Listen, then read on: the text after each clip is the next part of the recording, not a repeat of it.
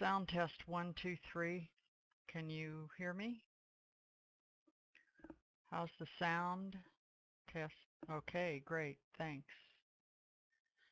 Uh, Always let me know if this echoes or something. We'll have to do something about it. Um, to kind of go back over the morning, crude oil has given us, excuse me, precisely not very much. But one could have, if one was very brave, just trended it all morning. I don't like that kind of trading. There's too many things that can go wrong for my taste. So this this whole business here on the 12 tick chart, to me, this makes it very, very obvious that this is chop, absolute chop. If you are a skilled and practiced trader, and I think as time goes on, we're going to become better with these zones, the 6 tick could have given a good scalper quite a few little short scalpy trades. But this just is not it's not my cup of tea. I don't like this kind of thing.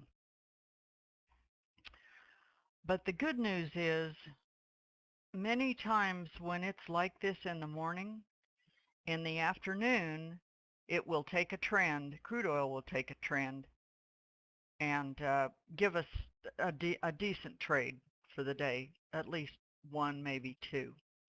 So you can watch for that. And then there's also another indicator that doesn't get turned on very often.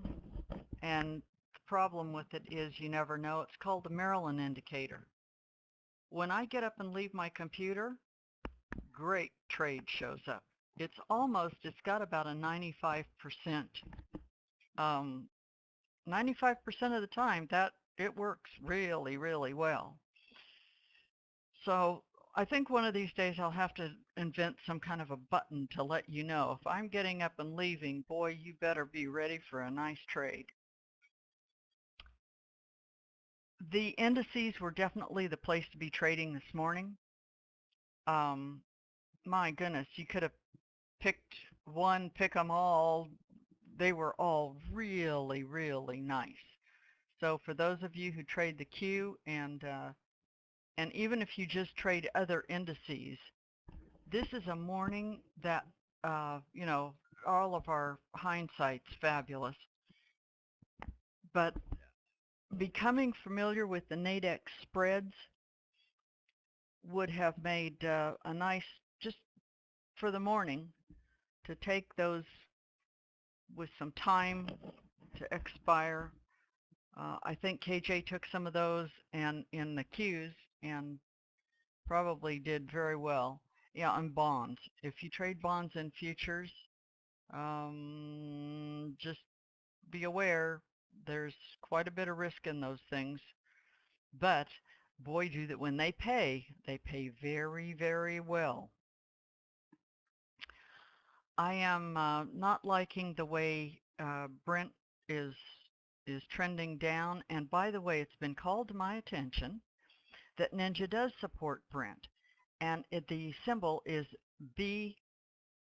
BRN, I think.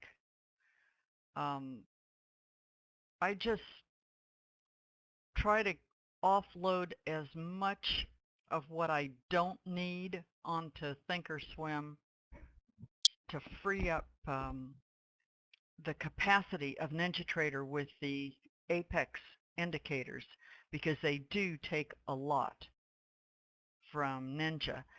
If you want to try that, I would suggest that you make a chart very similar to this. Just make one exactly like this 30-minute crude oil and put it on your computer. You just need a little space and watch the correlation between those two, because particularly in the morning, Brent tends to lead West Texas, and if it is not, if if they are not in a close correlation, there's something about to happen. Uh, yeah, thanks, Jared. That's great. Jared's got a BRN chart up in NinjaTrader. It's not the idea that you would want to trade it. It's using it for an indicator for trading crude oil. There are other things, other markets that make very good indicators for trading. Uh, the indices are almost always led by the FDAX, and I don't recommend you trade the FDAX straight up futures, but it does make a good indicator for the um, U.S. indices. Bonds went up. If a great trade today would have been the UJ, maybe in a spread. Uh, corn fell out of bed all morning, and wheat is still skyrocketing. So we'll see what that does.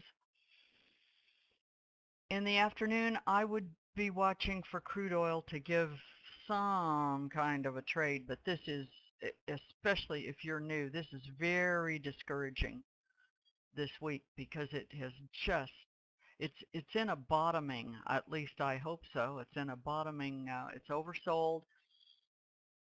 Production is slowing down.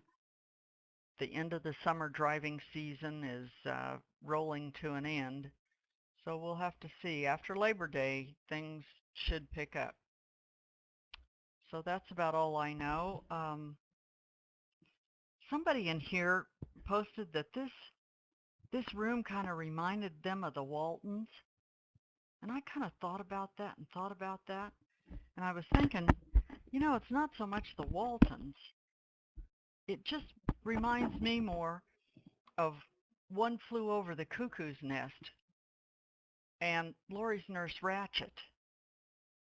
So we're going to have to get her Nurse Ratched to get all over these folks to get our toys out today. I think this afternoon we may have Daryl doing the webinar. So that'll come on probably around 3:30. There'll be an announcement. But yeah, doesn't that kind of sound like, I mean, we're all nuts or we wouldn't be in here, right? And then we have Nurse Ratched to keep everybody in line, and I think it works. So anyway, I will see you at 2:30, and I'm going to take about 5 minutes to give you some tips on how to mark these charts up, because I think it is incredibly helpful. And I think some of the people in our room just aren't familiar with some of the tools that are available that can really help you. It doesn't take but 5 minutes to do that. So I'll do that at 2:30, and maybe between now and 2:30, this crude oil bus driver will get this bus in gear, because otherwise we're going to have to, you know, file a complaint and have him fired. So I'll see you later. Take care.